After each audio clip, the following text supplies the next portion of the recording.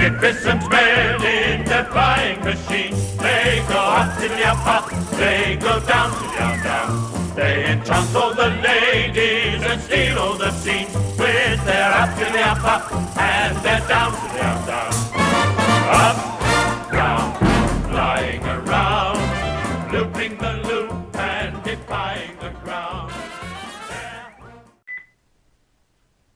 Well, hello, that's me again. Today is the July 16th. It's the end of Sunday. So if you see me in the little bit of the blue hue, so to speak, I mean, don't be surprised. For some reason, my camera does this trick all the time with me, depending on the type of the shirt I'm wearing. But we will start with, after this funny introduction, and especially this wonderful movie. I mean, remember the times when actually Hollywood was producing some outstanding movies and wonderful comedies, which of course is the 20th Century Fox, but in reality this movie imprinted itself on many people in the Soviet Union, and I saw it as a child when I was 6 or 7 or something like that, and of course I was absolutely mesmerized and loved it, you know, through and through. It's became kind of the staple, if you wish, of the British humor and British cinematography, because obviously those magnificent men in their flying machines, which was known in Soviet Union as air adventures, I mean, it was beloved by all generations, and of course, what can you say, it's a wonderful movie, but it is also a comedy. So let's start with this guy. His name is Sir Richard Nydon, and as you can see yourself, he is a very happy camper. I cannot say that he is necessarily a headless chicken, but he has an engineering degree, and he is now the air marshal and chief of the air staff of the Royal Air Force. And let me tell you why it is significant and why actually I did this quirky introduction today, because obviously we all remember the magnificent history of the Royal Air Force. It's actually cutting-edge designs which were in the 20th century until the end of the World War II, and we all remember its performance during the Battle of Britain, so there is no doubt about it. It's definitely the service with the magnificent history and some tremendous achievements and wonderful pilots. But again, this all is in the past. I mean, we're looking at the, as I already stated, beginning of the 20th century and mid of the 20th century. After that, the Royal Air Force kind of faded away. It produced a couple of ugly planes, such as Nimrod, for example, which was the patrol and anti-submarine warfare aircraft, and essentially it all ended with, Britain kind of getting itself dissolved into all those European, cooperation projects. And as you know, Panavia Tornado, Brits flew it. There were some other planes of this nature. Of course, we cannot forget a really great and in many respects revolutionary A8, it's Harrier, those jump jets. So, but it's all in the past. But Mr. Sir Nydon, he says that, Royal Air Force is ready to fly and fight against Russia despite budget cuts. So Sir Richard Nydon says that the UK is prepared to take on the adversaries even though the armed forces face funding issues. So, and he obviously means that, the Royal Air Force is ready to fight Russians, those damn Ruskies who, as you know, just dream to invade combined West and, get those secrets to the woke ideology and those 70 genders, so, but the point is, of course, that at this stage, and I already kind of introduce the source of that. You can go to my blog and I point this out. Even Americans themselves, they say now that Royal Air Force is not a serious force anymore. They cannot rely upon it as their allies. And when you look at this, you begin to understand that actually the total number of the combat aircraft which the United Kingdom has right now, Royal Air Force has, is around 160. Plus minus, there are all kinds of the accounting tricks, so to speak. You give something to Saudi Arabia, then take it back or something like that, and so, but generally its its primary force is of course the 130 or so about it is of the Eurofighter Typhoon. It's a good fighter, make no mistakes. It's make no mistake, it's a good fighter, but the point is then when you look attentively at the situation of how Britain sees itself, which it still pretends that it really matters, and supplying all kinds of weapons to Ukraine, you begin to understand it's basically a joke, really, But so, you know what? They want to loop the loop, up, down, flying around, impressing ladies. And Sir Richard Knighton says that, yeah, they're ready to fight. Obviously, how he gonna fight modern air combat, especially when the combined West has zero experience of flying modern air combat, beats me.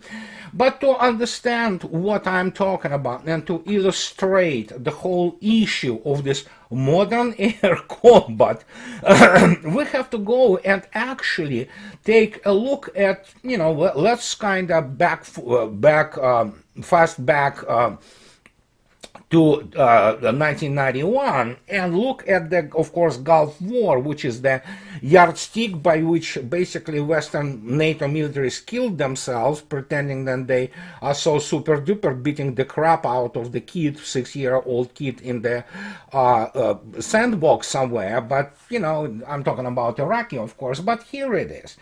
We're going to go to Anthony Cordesman, of course, Center for the Strategic and International Studies, and this famous 1994 study. It was reissued or republished with updates already 2013. And look what he shows in terms of the Iraqi forces. Here is the table which he produced, and he shows how it, they were growing in terms of, number of the troops. Many of them illiterate and highly unmotivated. But if you look attentively, that actually throughout the whole war, Iraqi had the whole being in quote, 85 batteries of the surface-to-air missiles. What kind of batteries they were? Well, they were those good old S-75s, primarily stationary Soviet 1950s actually air defense complexes, and of course they were also some books of the first iteration, and that's about it. So you basically coalition force which had the overwhelming air advantage, because actually Iraqi Air Force was actually non-existent in the skies, so they were taking on the whole 85 SAM batteries. So to illustrate to you why Mr. Cavoli, the Supreme Commander of the NATO forces in Europe, spoke, and I quote him, scale, scale, scale about the special military operation. And again, I want to emphasize, this is just special military operation. It's not war yet. God forbids if NATO will involve, and will actually make Russia go to war. That will be, my gosh, we don't want to go there.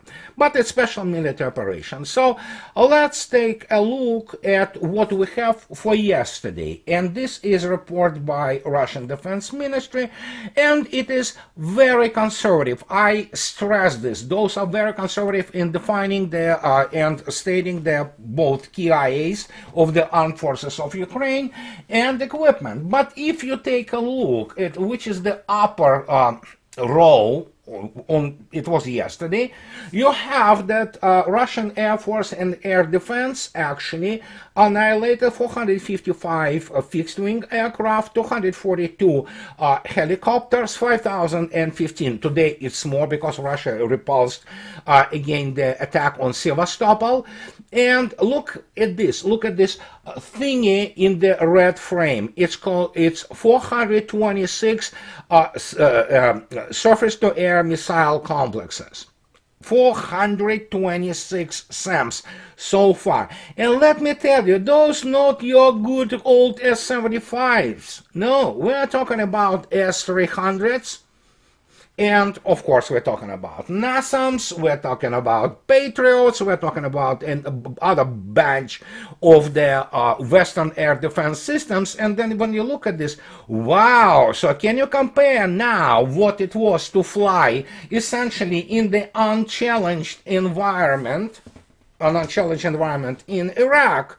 I'm not even talking about 2003. By that time, Iraqi army, for all intents and purposes, was nothing more than some random force which was incapable of resisting.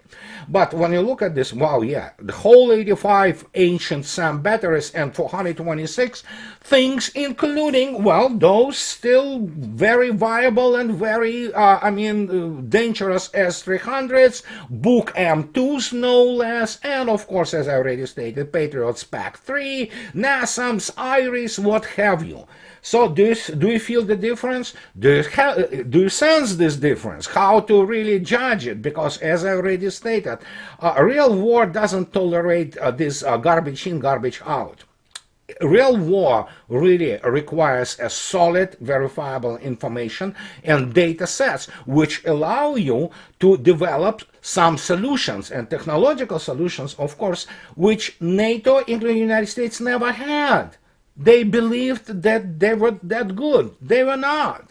And you can go and read this wonderful piece by Dmitry Orlov and Dr. Bhadra Kumar of India also about the fact that basically Pentagon is in panic and it's extremely irritated for a simple reason with Ukraine, because Ukraine performed dismally even when it was given those military toys from the Combined West. And Combined West really thought that they were great weapon systems. They are not. They haven't been developed for actually fighting real war. They are really merely commercial items to be sold. And Dmitry Orlov and Dr. Bhadra Kumar, they write about it. And especially Dmitry Orlov, but again, me and him, we are basically speaking in unison here for years, that basically the whole thing, the whole American U.S. military industrial complex exists not for fighting war. It exists to sell weapons, period. And it exists to shove it down the throat of its now partners on NATO, which are European partners. And believe me, they will get it. I mean, get it, of course, being in quotation marks, because those F-35, which is a lame duck aircraft, will be shoved down their throats. And it doesn't matter that some people in Bundeswehr using just a regular, standard air defense radar could see those stealth fighters. It doesn't matter. And here we have to go and keep talking about not only about Royal Air Force, we have to talk about the fact that how much their views and opinions of those people in the West are skewed. I mean, it's just so pathetically inept that we will start actually with Mr. Jenkins from RAND. Well, yeah, RAND. Okay, here it is. For some reason, he thinks that the war in Ukraine, it talks about who's quagmire, and it's definitely butthurt and therapeutical article by the guy who obviously, we'll talk about it, who this guy is. He's like back in 80s, but point is, he, in this article, which is pretty standard for RAND, which employs many people without any serious education, life experiences, or understanding of the warfare, he talks about that, Ukraine has to continue to fight, and to create this quagmire for Russia, like it was in Afghanistan. So the guy, Mr. Brian Michael Jenkins, basically lives in the alternative universe. And despite, if you go and look at his CV, so to speak, or bio, you will understand why the guy is in alternative reality. Look at this. He is senior advisor to the RAND president. And look what it is. Commissioned in the infantry, Jenkins became a paratrooper and a captain in the Green Berets. He is a decorated combat veteran, having served in the 7th Special Forces Group in the Dominican Republic and with the 5th Special Forces Group in Vietnam. He returned to Vietnam as a member of the Long Range Planning Task Group and received the Department of the Army highest award for his service. Wow, the guy was in Vietnam where the United States humiliatingly lost the war and then obviously this superpower in Dominican Republic, my God, killing primarily badly trained and whatever the insurgency or counterinsurgency he was doing there. So when you look at this guy, and I don't know where he was commissioned from, did he graduate West Point or what have you?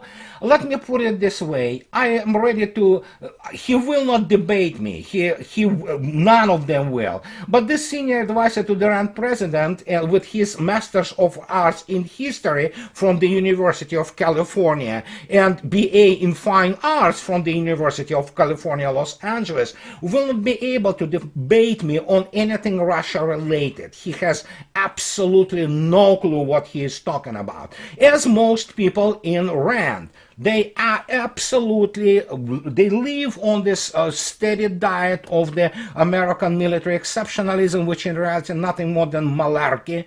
And United States, actually, military history of the United States is dwarfed by Russia.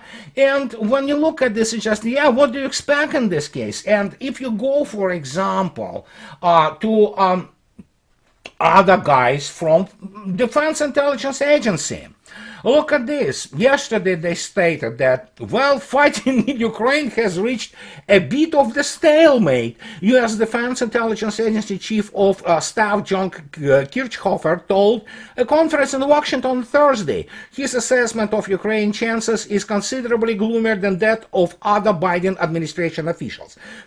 First, you need to understand who those other Biden administration officials are. You all know their names. None of them have zero understanding of modern warfare, or for that matter, warfare of any iteration. Maybe, yeah, neocons are really good about writing at the Peloponnese Wars, and that's the only warfare with the sword and the spear and the sail they're good at, because obviously once you get into the really advanced technological issues, be them net centricity, or how, for example, Russian Air Force and Russian air defense fight, they have no clue. They really don't. Actually, many people in Pentagon don't have it either.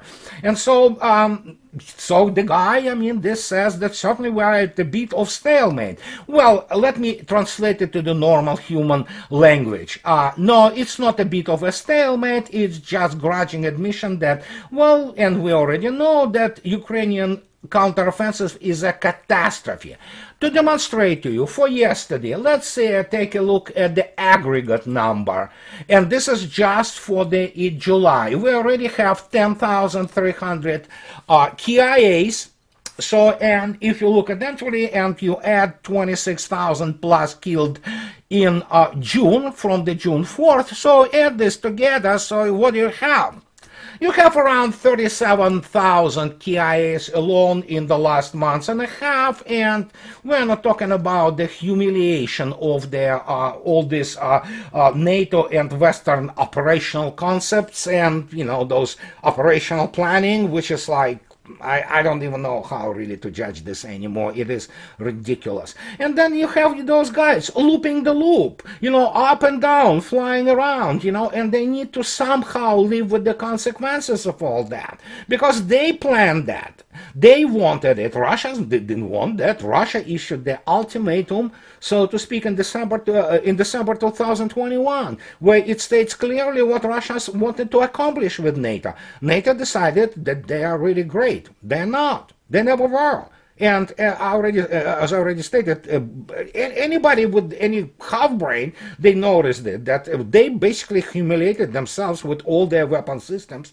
And now what's left? Well, yeah, they will provide F-16s. Okay, how much longer those F-16s will exist against the we're talking about many hundreds, if not thousands, of Russian air defense complexes and extremely advanced Russian Air Force. And here I have to go and kind of describe the level of coping of all those many people in the West who, most of them are mama's boys from mama's basement and with degrees in political science. That means they are absolutely uneducated people. But let's take a look. For example, those kids are, if we look at again, for example, the Typhoon, which is Eurofighter Typhoon, which is great fighter. Again, make no mistake, it's a great plane. I mean, the longest range weapon it carries obviously is the European Meteor, which is around 200 kilometers. And when you look at this Eurofighter cockpit, well, it's pretty standard glass cockpit, guys. You know, so you have all those funny-looking, multifunctional displays, and so there you go. It's a good fighter. It lacks, however, full-blown ascending capability. And here we have to go and look at the Su-35. And as you can see yourself, this is a Su-35 cockpit. Also, it's a two wide liquid crystal multifunctional displays, and the Su-35 is fully net-centric aircraft. It communicates with itself, with a group of the similar aircraft. It communicates with Su-30 SM-2s. It communicates with own air defense complexes. Of course, it communicates with A-50 Russian AVACs. And when you look at this is like, well, yeah, Typhoon is great, but plus, of course, Su-35 carries this funny little thing, the same as Su-57 and Su-SM fighter. They carry this R-37 missile, which has the range of well, it's around 400 kilometers, so it's twice longer than anything that NATO has. And here some people write about, you know, from the some of the 1945, whatever the hell, this website, they could think themselves they're great military analysts, but they say, meet Russia Su-30 SM-2 fighter, a two-seat Su-30 SM with the guts of an Su-35. Why the guts of Su-35? The same glass, they all have glass, modern aircraft, Russian aircraft all have the glass cockpit, but Su-30 SM-2 also is fully net-centric. And this is another thing which is very important in understanding when looking at those the shiny little things. But of course, those mama's boys and, fanboys and technology masturbators from the West, for example, like this site, Global Defense Corp. They don't even have their proper names there, but look at this. Forget the clunky airframe of Su-57. Su-57 cockpit will never make it a fifth-generation fighter. And then, there are still many 1970s ping-pong switches left in the cockpit of Su-57. I don't know who is this guy, GDC, or whatever the hell they write about, but obviously they have no clue what modern air combat is. And actually, when you look attentively at Su-57 combat record, including Su-35, there's nothing like this in the West. I mean, and including this lame duck F-35, which wouldn't last in the modern combat environment for a minute once it enters it. So, but Air Force technology actually speaks about this already 2 years ago in, as you can see yourself, February 9, 2021, and they're quoting there, obviously, Rostech Corporation and United Aircraft Corporation. They talk about that Russian state-run corporation Rostech has announced that the fifth-generation Su-57 multi-role fighter jet cockpit received maximum automation. And here comes the issue which many of those people, and especially fanboys, they just fail to understand. They do not recognize the fact that in terms of automation, and Russians have been actually on the cutting edge. Just to give you one example, Google Project 705 nuclear submarine. Not only it was the fastest serial produced nuclear submarine in the world, it was actually also highly automated. This her crew which is the 3,000 metric tons nuclear sub with a speed of 42 knots, highest speed. It had about 26, depending on the configuration, between 26 and 31 people. And they were all officers. The reason? Fully automated. Not that my friends who served on them, they say, you know what, yeah, we like the automation, but once in a while you would still issue the command or from the main console, and then you go yourself just get into those boondocks of the guts, you know, so to speak, of the submarine, just to make sure, just for the good measure. But hey, that was already in 70s, my friends. So, and when you look at this, it's just like, oh, good God, I mean, this is really pathetic. I mean, they just, those people, can you just, how to put it politely, resign yourself to the fact that you're not that good, you know, and that is why those constant, euphemisms trying to describe things, which of course, you know what, it's not a stalemate. The reality, they know, some of them know reality, and because of that, they really hurt. Just again, returning back to Sevastopol, which is being actually under attack almost daily. Look at this. Here's again the Sevastopol attack today. So, massive drone raid on Russian naval base repelled. Yes, of course it is repelled. Russians are extremely good in the way air defense, electronic warfare, and so, you know what, according to Razvazhaev, who is the authority on the Sevastopol port and naval base, it's one UAV was shot down over the water, 5 others were disabled with signal jamming, then there were 2 unmanned vehicles, surface boats basically, drones, they were also destroyed. And as you can see yourself, here's, by the way, what is on the photo here. It is called anti-diversionary cutter of the Russian Navy. The Russian Black Sea Fleet has 3 or 4 of them, I believe. You can check, don't quote me on that. They are they're specifically designed for that type of the unmanned vehicles, surface unmanned vehicles, because they are armed with that cord, machine gun and some other means, and they can stop those things. Not only they can shoot down diversionary forces like, you know, divers, and but they can deal with that type of targets. So, not to mention the fact that Russian minesweepers or anti-mine ships, they have their 30mm artillery or gunnery, if you wish, which can stop all kinds of things, including blowing up the mines which are detected. And so when you look at this, it's just like, goodness gracious, guys, yeah, resign. You are not that good, you know. And it comes to the point that, yeah, I'm already ready to talk about that. Hey, you know what? If you want to talk to me, if you want to debate me, be my guest. I will gladly talk to you. But obviously we know those people, they have no clue about Russia as culture, as civilization. They don't have no clue about its history. They don't know language, most of them. They have no actually serious engineering background like this Mr. Jenkins. And that is why when, for example, he will not understand, going back to Su-57, when you look at this, and again, this is U.S. Air Force air technology talk about.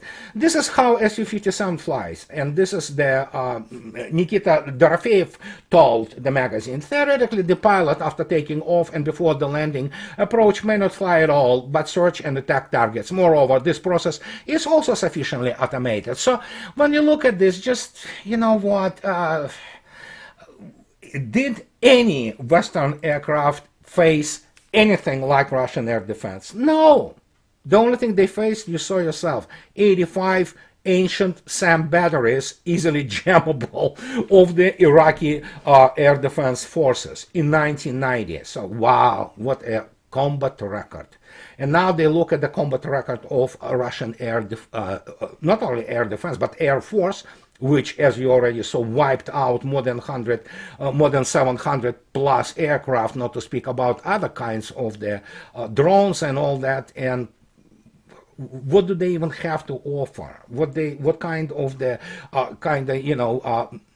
back positions they can take, you know, to discuss or debate this situation? No, they can't. That's the point. It's a complete impotence, and hence my wonderful reference to the wonderful game, DOS game, my gosh, from 1980s, Sopwith.